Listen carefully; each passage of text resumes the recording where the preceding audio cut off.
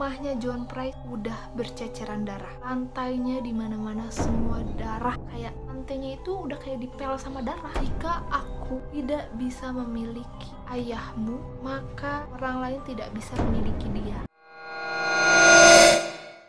Assalamualaikum warahmatullahi wabarakatuh. Thank you banget udah mampir ke videoku ini. Dan di videoku yang pertama, aku ingin membahas mengenai kisah seorang wanita kejam yang berasal dari Australia. Karena bukan cuma ngebunuh aja, tapi wanita sadis ini melakukan hal-hal yang sangat tidak berperi kemanusiaan kepada korbannya. Melakukan hal ini dilatar belakangi oleh masa kecilnya yang benar-benar sangat menjadikan. Wanita tersebut bernama Catherine Mary Knight. Dia juga orang wanita pertama yang mendapatkan hukuman penjara seumur hidup tanpa pembebasan bersyarat. Kasihan. Ya habisnya ngelakuin hal kayak gitu sih ya. Oke, kita langsung masuk saja ke latar belakang Catherine Mary Knight. Catherine Knight lahir pada tanggal 24 Oktober 1955 di Australia. Dia memiliki saudara kembar yang bernama Joy. Mereka berdua adalah putri kembar dari pasangan yang bernama Ken Knight dan juga Barbara Rohan. Sebelum melahirkan kedua putri kembarnya, Barbara Rohan itu merupakan istri dari Jack Rohan. Jack Rohan merupakan manajer di RPH atau rumah pemotongan hewan yang sangat terkenal di Australia. Masyarakat di sana sangat mengenali keluarga Jack Rohan. Namun si Barbara ini selingkuh sama temennya si Jack bernama Ken Knight, yaitu ayahnya si Catherine. Karena tadi seperti yang aku bilang, keluarga mereka itu terkenal dan banyak orang yang tahu, sehingga saat Jack tahu kalau misalnya istrinya yaitu Barbara selingkuh dengan temannya si Ken, ya dia sakit hati lah parah, ya ampun. Langsung tuh geger seluruh kota. Satu kota itu langsung geger aja ya, dan adanya perselingkuhan istri manajer RPH ini dengan rekan kerja di manajernya. Langsung skandal tuh besar-besaran, dan akhirnya membuat Barbara dan juga Ken terpaksa untuk keluar dari Aberdeen menuju ke kota Moray. Disitulah akhirnya Barbara melahirkan putri kembar mereka, yaitu Catherine Mary Knight dan juga Joy. Diberitakan bahwa Ken Knight ini merupakan orang yang keras, pecandu alkohol, menyukai kekerasan, dan ya pokoknya bukan idaman banget lah ya. Sampai suatu hari si Catherine itu curhat lah ke si Barbara. Anggota keluarganya ada yang melecehkan dia, ada yang melakukan pelecehan seksual kepada si Catherine. Tapi si Barbara tuh cuman bilang, tahan itu dan jangan mengeluh. What?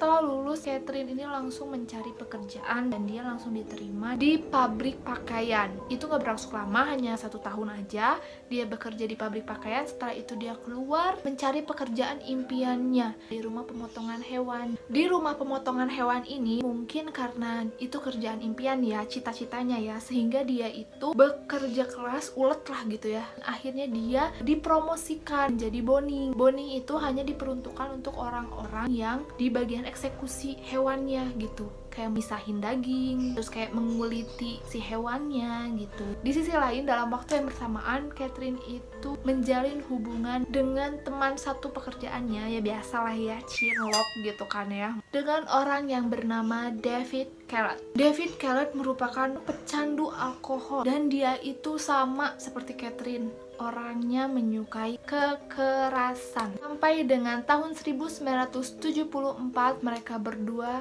menikah.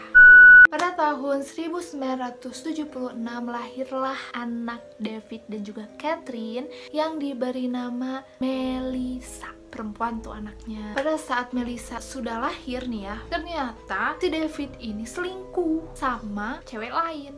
Gila, sama cewek, sama cowok. Setelah keluar dari rumahnya David Kellett, Catherine ini ternyata pergi ke rumah orang tuanya yang ada di Aberdeen. Lalu di sana dia menjalin hubungan dengan orang yang bernama David Saunders. Ini kayaknya namanya mirip-mirip gitu kan ya. Yang pertama David Kellett, yang kedua David Saunders. Dan David Saunders ini merupakan mantan pembalap lokal yang bekerja sebagai penambang. Maka dari itu Catherine dan juga Saunders itu menikah. Setelah beberapa waktu menikah, Saunders itu telat untuk pulang ke rumah. Marah besar. Saat itu Catherine lagi nyetrika. saat Saunders pulang, setrikaannya ini yang masih panas, masih ngebul, ditempelin ke pipinya Saunders, ke wajahnya Saunders. Mumet aku, tingkah lakunya si Catherine ini. Disitulah si Saunders itu marah, bener-bener kayak, aku pengen pisah sama kamu. Si Catherine ini gak mau, aku gak mau pisah sama kamu. Jadi mereka debat, si Saunders pengen pisah, si Catherine gak mau pisah. Akhirnya si Saunders enggak, pokoknya kita pisah.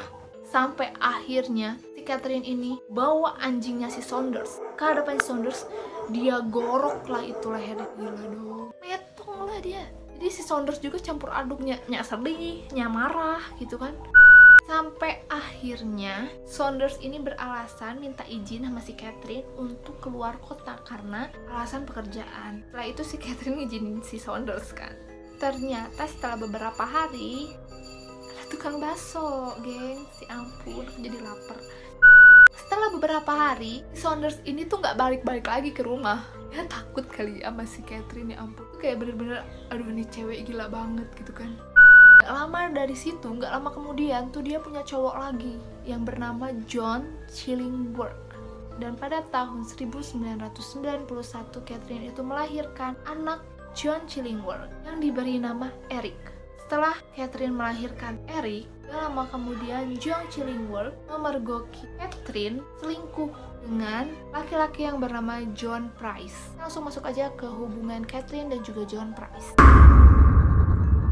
John Price, laki-laki keempat yang punya hubungan sama Catherine, ini lahir pada tanggal 4 April 1955 dan dia merupakan seorang penambang lokal yang pekerja keras dan dia cukup tajir. Dia mempunyai 3 orang anak, jadi dia itu seorang duda. Dikabarkan bahwa Catherine ini sangat dekat dengan kedua anaknya John, yang besar, yang satu sama yang kedua. Makanya kenapa John ini jatuh cinta kepada Catherine. Pada tahun 1995, John mengajak Catherine untuk tinggal bareng di rumahnya, walaupun mereka belum nikah. Nah dari sinilah, karena sudah hidup bareng, jadi si John ini mulai tahu sifat aslinya si Catherine. Pada tahun 1998, si Catherine ini ngajak John Price untuk menikah gitu. Jadi, "Yo beb, kita nikah," gitu kan. Tapi di situ karena si John tuh udah tahu sifat aslinya si Catherine, John ini nolak si Catherine gitu. Jadi dia nggak mau nikah dan nggak mau untuk membina rumah tangga dengan si Catherine gitu kan. Di situ si Catherine marah dong ya, pasti itu udah pasti marah. Apalagi saat itu si Catherine menemukan surat wasiatnya si John Price. Ternyata yang berisi kalau si John Price ini meninggal, harta kekayaannya akan jatuh kepada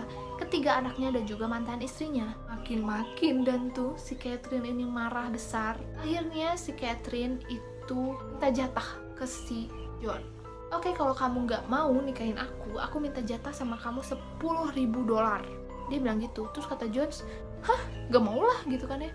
"Itu uang aku nggak mau ngasih itu ke kamu," gitu kata si Jones tuh kan ya. Setelah itu, karena si Catherine ini marah banget, dia balas dendam dengan reka benda yang John ambil dari perusahaan, yaitu berupa P3K. Jadi dia ambil dari sampah kantor, dia rekam P3K itu dan dia kirim ke kantor polisi dan juga ke bosnya si John Price. Sebenarnya bosnya si John Price juga maklumi itu karena itu P3K yang sudah tidak terpakai. Cuman karena di perusahaannya itu ada peraturan, makanya mau nggak mau si bosnya si John Price ini memecat si John Price. Marah dong di situ si John Price, dia usirlah si Catherine, "Pergi kamu dari rumah saya." Akhirnya si Catherine tuh juga marah, tapi dia juga mungkin masih pingin sama si John Price kan, jadi dia merajuk.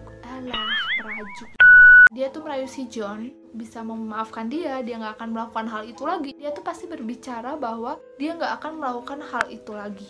Bullshit.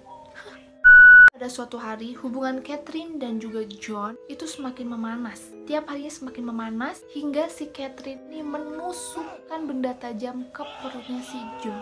Diusir lah langsung si Catherine ini kan. Setelah beberapa hari lukanya ini udah mengering, dia bertemu lah dengan teman-temannya. Si Jones ini curhat sama teman-temannya kalau misalnya dia udah gak tahan sama Catherine dan dia udah memutuskan hubungannya dengan Catherine, tapi dia takut kalau si Catherine ini datang diam-diam ke rumahnya dan mencelakai dia. membunuh dia dan juga anak-anaknya. Lalu dia menunjukkan luka yang ada di perutnya kepada teman-temannya. Teman-temannya berpesan kepada dia untuk tidak pulang pada hari itu. Kenapa? Karena ditakutkannya Catherine ini datang tiba-tiba di malam hari membunuh dia dan juga anak-anaknya. Cuman di situ Jones nggak mau. Dia berpikir bahwa kalau dia nggak pulang, kasihan anak-anaknya nanti bakalan sakiti oleh si Catherine. Jadi John memilih untuk pulang, dan di perjalanan John mampir dulu ke tempat pengadilan untuk mengajukan restraining order. Jadi si Catherine ini nggak bisa dekat dirinya ataupun ke anak-anaknya, nggak bisa mengganggu kehidupannya gitu. Pada malam hari, benar saja Catherine ini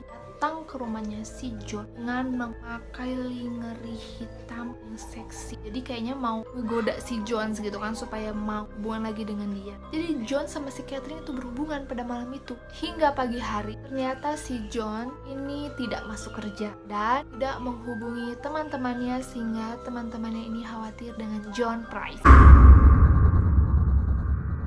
Pukul 6 pagi, bosnya John Price itu langsung mengirim karyawan, ya temannya John Price juga, untuk mampir ke rumahnya John. Dan pada saat temannya ini udah sampai ke rumahnya si John, rumahnya itu kosong, jadi kayak nggak ada orang. Langsung dicari lah gitu kan sama si temannya ini ke belakang rumah, terus dia ke samping rumah, gak ditemuin tanda-tanda kehidupan di rumahnya si John ini.